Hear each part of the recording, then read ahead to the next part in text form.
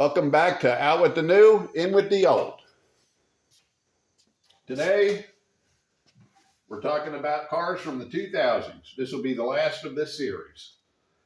I didn't own a whole lot of cars from the 2000s. I had a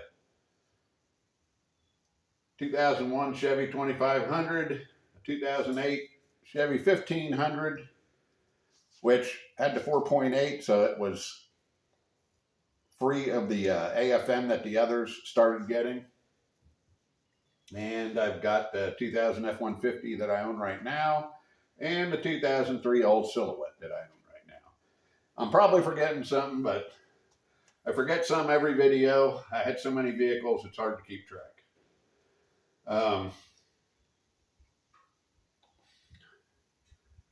Let's go over to cons. I don't have a whole bunch. Plastic. It's the same thing as the 90s. It started in the 80s and by the 90s, and now the early 2000s, interiors are nothing but plastic, and a lot of parts are plastic. I run into it with the rear doors on the F-150.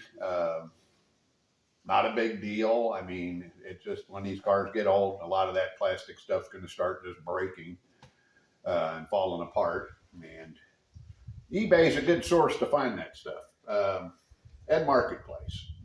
You can still get a lot of stuff. And then there's kits like I got for the Ford that actually solved the weak point and replaced the plastic with little aluminum holders. So, I mean, that, and in a lot of cases, that is the case. So it's not the end of the world.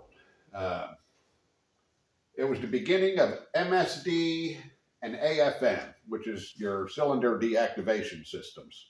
They didn't come into play hardcore until later on in the 2000s, but if you're looking at vehicles from the 2000s, be skeptical of those that had that because they had lots and lots of problems.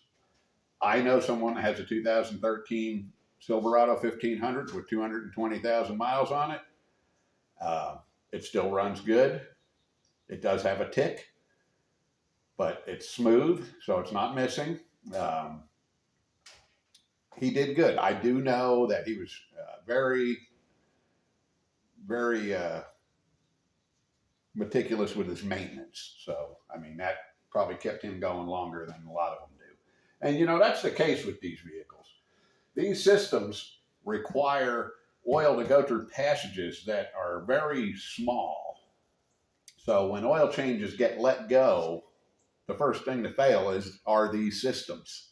The same thing with the cam phasers. I've seen studies done where they compared a cam phaser Ford that had 3,000 mile oil changes and one that didn't. It had, you know, like whatever the owner's manual recommended. The one that had the owners went by the book typically failed around 100,000 miles or sooner.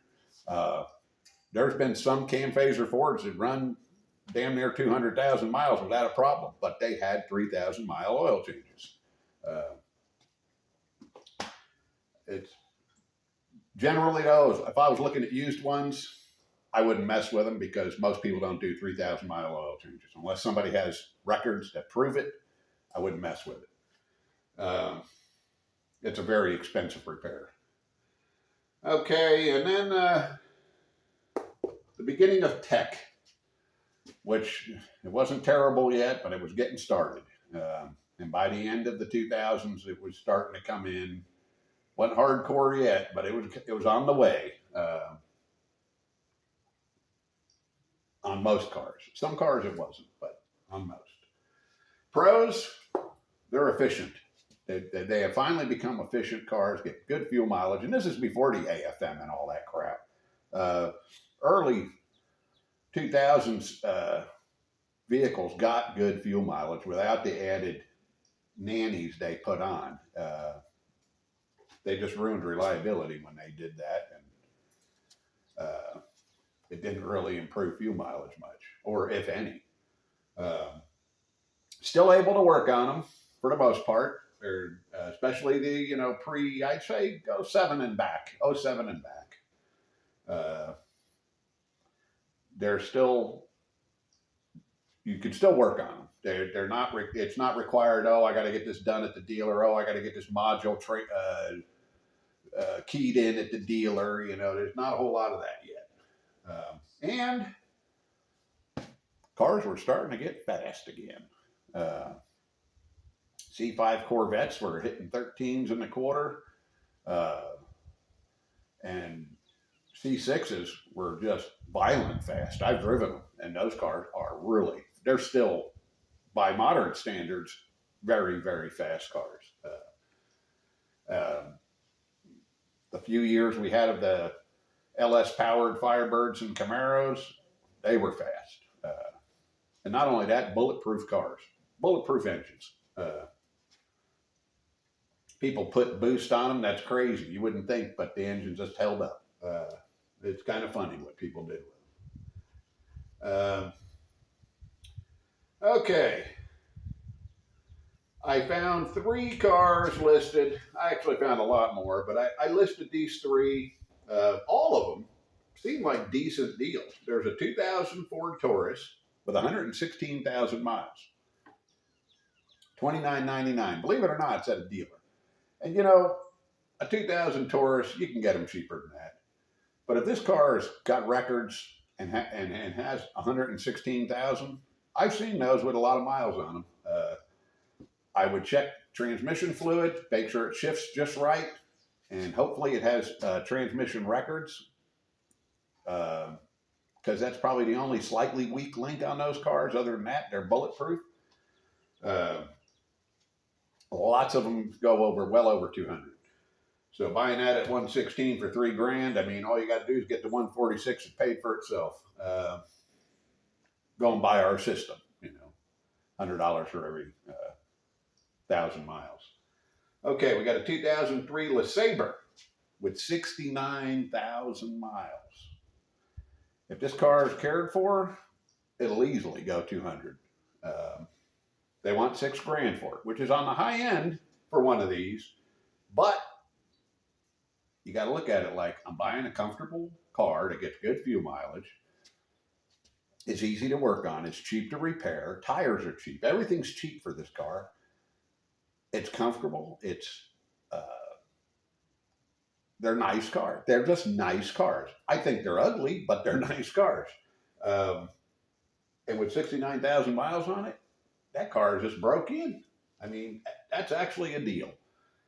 Because with the $6,000, only you get 60,000 miles. You go to 129. That car still doesn't have that many miles on it. Okay, and then we got another LeSabre with 2004 with 87,000 miles on it. Again, really low mileage. This one just had a recent tune-up, brakes, and battery put in. $4,000. That would be what I'd be going after. That's the car right there. That, in fact, I may go look at it anyway. Now that I'm looking at it, because that's a heck of a deal. Anyway, that's going to be it for this series. I feel like I'm missing something here. I went over. Well, I've got the 2003 Olds Silhouette, which I've got 180 on it. I bought it at 159. I paid $2,000 for it. That car's paid for itself and still runs great. All I've done is put tires and front brakes on it since I've had it. The 2000 F-150, I paid $1,700 for almost 10 years ago with 147,000 miles on it. It now has 228, almost 229, and nothing wrong with it. In fact, it's getting close to needing another set of tires. It probably needs shocks. It's getting a little floaty. I think I need to put shocks on it. And I've done quite a bit of work over the nearly 10 years. Tie rod ends, ball joints, idler pulleys, battery, alternator, fuel pump. But I think if you own any vehicle 10 years, you're going to do that stuff to it if you drive it regular. I mean, if you put 80,000 miles on it, you're going to do that stuff. And that all together, all those parts together, don't add up to $500. It might be right at $500 I've spent, not counting tires and brakes, because those are wearables. You're going to do tires and brakes. I don't care what you get. So that's been an excellent vehicle. I had a 2001 Chevy 2500, which is a bulletproof truck. I bought it kind of quick, and when I got under it, I discovered it had more rust than I wanted to deal with. Uh, Eventually, it was going to need all the brake lines done, and I advertised it exactly for the price. Well, maybe 500 over what I paid for it, but I had put a lot of parts on it. It had a problem where it was dropping dead going around whenever I let off the gas, and ended up being the EGR, and I fixed it, and that was it. But I went through an idle air control valve and one other sensor before I got my reader to give me the right code, which was the EGR. And when I put that on, it cured it. But the rust bothered me. I disclosed the rust to the guy buying it. He said he was using it for a work truck, and his grandfather did that kind of work. And that's the first thing they were going to do is pull it in the shop, put it on a lift, and fix all that stuff. So he got a good deal on it because, I mean, it was a regular cab, 4-wheel drive, 44,000 miles for $6,000. Those trucks typically like that go for 10 to 12. He's going to have to put $300 worth of brake line stuff because I priced it. I just didn't want to mess with it. I'd done it before, and I didn't feel like messing with it, so I put it up for sale. And with his grandfather doing it, it won't cost him much, $300, and probably it's a pain in the butt doing them. You got to drop fuel tanks and move stuff around. It's a big job. It's not just replacing brake lines. You end up taking a lot of crap apart. But in any case, I didn't really need it. I bought it because we were moving and thought I was going to tow some stuff, and I did. But anyway, then I had the 2008 Chevy 1500, which had that a long time ago.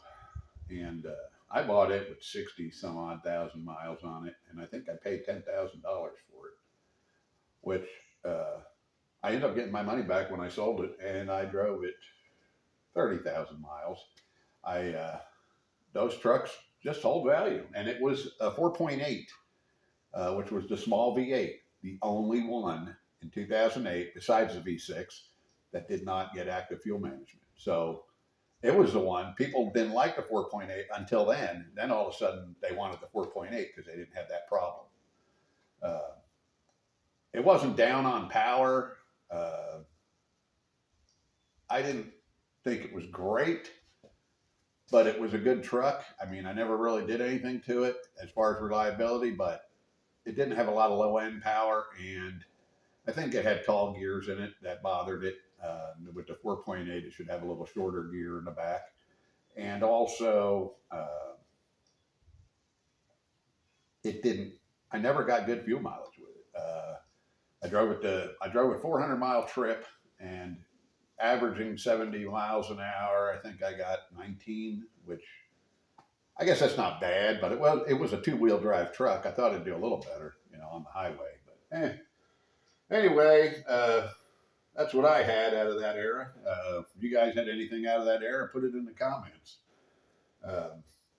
Anyway, if you like this content, we're going to go on to maybe the next video. I'll be sourcing parts for old cars. It might help people out too when they have a breakdown if they buy an old car. There's ways to get parts cheap. We're going to look into that. Thanks for watching.